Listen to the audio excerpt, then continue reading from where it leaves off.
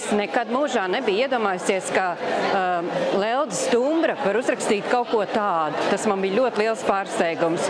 Absolūti unikālā režija.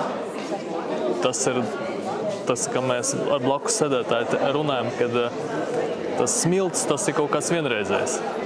Un ka to visu var apspēlēt. Apbūra scenogrāfija. Es uzskatu, ka fantastiska scenogrāfija. Un nākamais es domāju par to, vai tiešām tās smiltis ir īstas. Jo es no sākuma domāju, ka tas ir kaut kāds paklājs uz grīdas. Un ar gaismas efektiem panākts ir smilšu efekts. Bet pēc tam, kad es sapratu, ka smiltis ir īstas, tad man bija liels pārsteigums. Izrāde bija man ļoti patikās. Bija lieliski, man patikās aktieru saspēle. Tiešām bija burvīgi skatīties. Tas, kā aktieri notur uzmanību tik ilgi, ka cilvēki tā kā neliekās tādu baigi gari, kad būs beigas, tad visu laiku tā kā kaut kas notiek, kaut kas būs. Tā aktieru māksla bija ļoti iespaidīga. Ļoti patika.